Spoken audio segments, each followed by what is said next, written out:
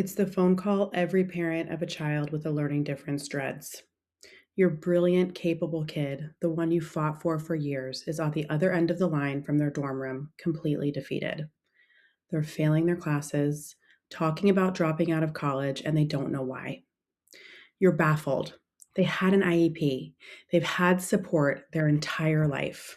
So, what went wrong? The answer is a single misunderstanding that most well meaning parents make.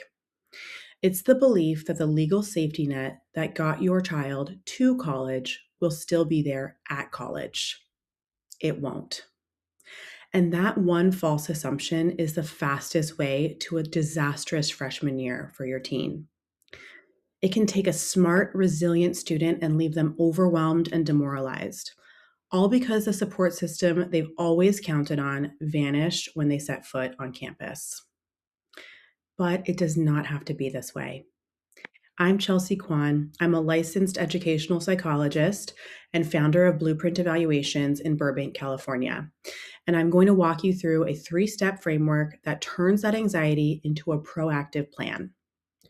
We'll cover the laws that change, the new responsibilities your child has, and the exact skills they need to start building right now to ensure that they get through their freshman year and thrive.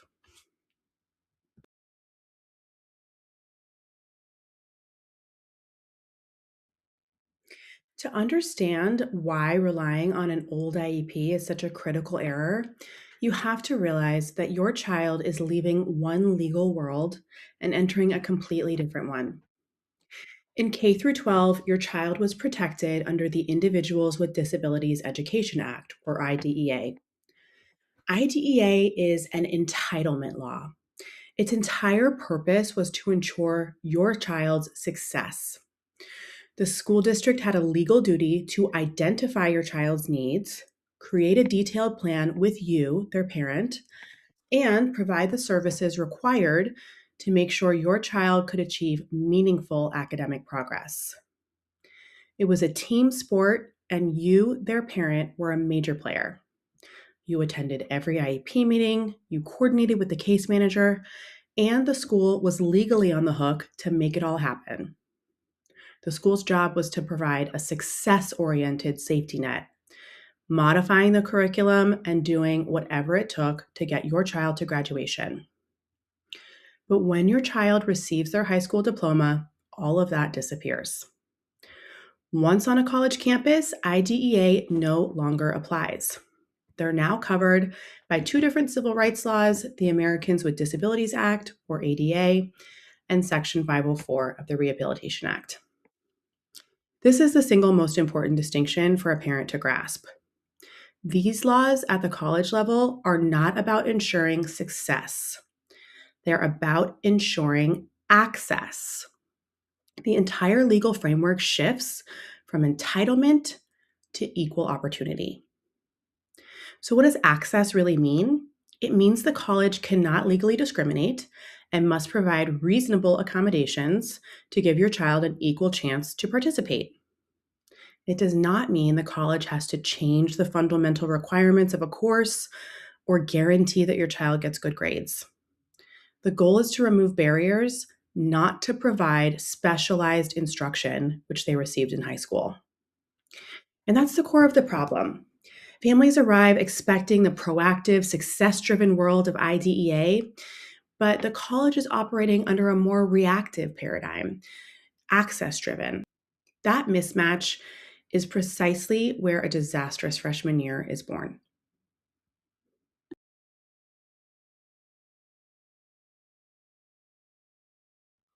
Let's paint a clearer picture of what happens when a family gets blindsided by this legal shift. A student who's relied on an IEP most of their academic life arrives at college. They've always had extended time on tests, maybe received copies of teacher notes. Their progress was reviewed annually, and they had teachers who knew their learning profile intimately. On the first day of classes in college, the professor hands out a syllabus with an entire semester's worth of non negotiable deadlines. The reading load is twice what it was in high school, lectures move at lightning speed, and there's no guided notes. The first big midterm is just 3 weeks away. The student starts to feel like they're drowning. And under the ADA, the college has zero obligation to identify students with disabilities. If the student never comes forward to formally disclose their learning disorder, then as far as the college is concerned, it doesn't exist. So the weeks grind on. Your child falls dangerously behind on the reading, they're lost in lectures, they bomb the first midterm without their extra time, and their grade is a gut punch. They have no idea who to talk to or what to even ask for. They feel like a failure, not because they aren't smart, but because the tools they've always used are simply gone. Meanwhile, you're at home and your parental intuition is niggling you that something's wrong. But when you call, your child's withdrawn. They insist, I'm fine, but you know they're not. So you try calling the college, the advising office, a professor, anyone, and you slam into a brick wall. Because once a student is 18 or in college, their academic records are private. Staff will tell you politely but firmly that they can only speak with the student. This is the disastrous freshman year. A downward spiral of bad grades, destroyed self esteem, and a parent who feels completely powerless. It often ends with a student on academic probation or dropping out, wrongly convinced that they aren't college material, when the real problem wasn't their ability, but a lack of preparation for a new system. This is why showing up with only a high school IEP is the number one mistake. Let's talk about how to avoid it.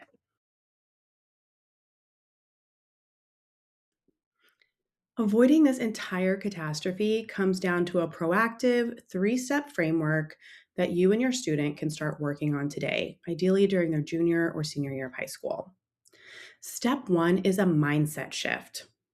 You, the parent, must consciously change your role. For years, you've been the manager of your child's education. You were their lead advocate, their scheduler, their problem solver. In college, you need to become a consultant. A manager directs and handles tasks.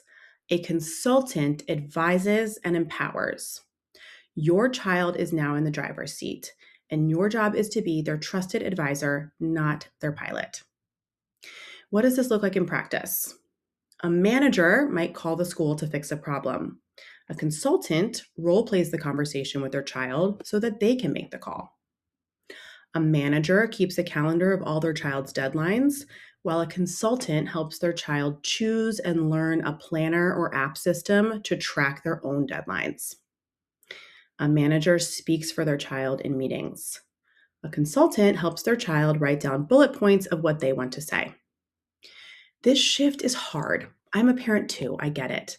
But it's absolutely critical because the college system is designed for students to be their own agents. Empowering them to step into that role is the single most important gift that you can give them. Step number 2, an action plan. The college disability services system is a bureaucracy. And to navigate this, you need the right paperwork. Your child's old IEP plan is a helpful historical document, but it's almost never enough on its own. Colleges require current, comprehensive documentation that establishes a disability and explains its functional limitations in an academic setting. This usually means a full psychoeducational evaluation or detailed letter from a qualified professional. So here's your action plan. Review your docs. During your child's junior year, find their most recent psychoeducational assessment. You'll often hear that it needs to be from the last 3 to 5 years, which is a good rule of thumb, but policies do vary from school to school. The key is that the report must clearly describe how their disability impacts major life activities like reading, concentrating, test taking in a college environment. If it's outdated, you'll likely need to get an updated college accommodations evaluation. Next, find the right office. In California, these offices go by different names. At community colleges, it's usually the Disabled Student Programs and Services Office, or DSPS. At UCs and CSUs, look for the Disability Resource Center, Student Accessibility Services, or Center for Accessible Education. Find this office on the college website before your child even enrolls. This is a home base. Next, contact them early.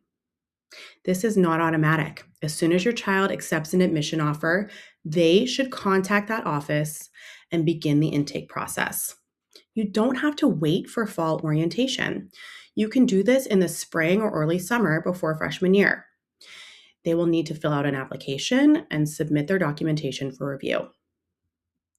Have your student prep for the intake meeting. They'll meet with a disability specialist to discuss their needs and determine reasonable accommodations.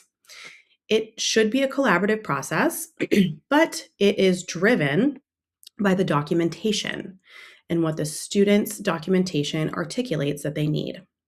Common accommodations include extended time on exams, testing in a distraction reduced environment, permission to audio record lectures, or getting priority registration. But unlike an IEP, these aren't automatically applied.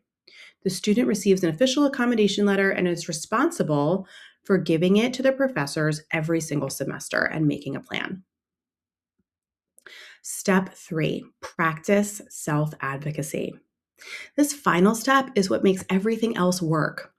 A student can have perfect documentation and an approved accommodation letter, but if they're too intimidated to use it, it's worthless. Self-advocacy is the skill of knowing what you need, why you need it, and how to ask for it respectfully. You can help your child build this skill right now. You can help them understand their disability. Your child needs to be able to explain their learning profile beyond just a simple label. Instead of saying, I have ADHD, it's helpful to be able to articulate. Because of my ADHD, I have difficulty with sustained focus in time situations. Having extended time on tests lets me demonstrate my knowledge without processing speed becoming a barrier. Practice the conversation. Have them role play talking to a professor. This will happen every semester, so practice builds confidence. They can rehearse saying something like, Hi, professor, I'm registered with the Disability Services Office. I wanted to give you my accommodation letter. I'm really looking forward to your class, and I want to make sure we're on the same page for setting up my testing accommodations before the midterm. This kind of proactive, polite communication works wonders and goes far in life. Problem solving. What happens if an accommodation isn't working as expected or if a professor is unresponsive? The self-advocacy skill here is knowing to go straight back to the Disability Services Office. That office is their expert resource and official advocate on campus. Teach your child that these specialists are there to help them solve these exact problems. All right, let's review. The number one mistake parents make is assuming a high school IEP will automatically work in college. It won't. The laws change, shifting from a system designed for student success to one that only guarantees access. That gap is what could create the disastrous freshman year we all want to avoid. But you can prevent all of this. Remember the framework. Shift your mindset from manager to consultant and empower your child to take the lead. Create an action plan to get updated psychoeducational evaluation and connect with the Disability Services Office early. Build the crucial skill of self-advocacy so your child can confidently and effectively ask for what they need. When you replace fear and anxiety with a proactive plan, you change the entire trajectory of your child's transition to college. You're not just preparing them for them to get in, you're equipping them with the independence and resilience they need to succeed when they get there and for the rest of their lives. I know it's a lot to take in, and every student situation is unique. If you have a question or a specific worry, drop it in the comments below. I read every single one, and your question could become our next video. If you found this helpful, please subscribe for more tips on supporting your child's journey through education.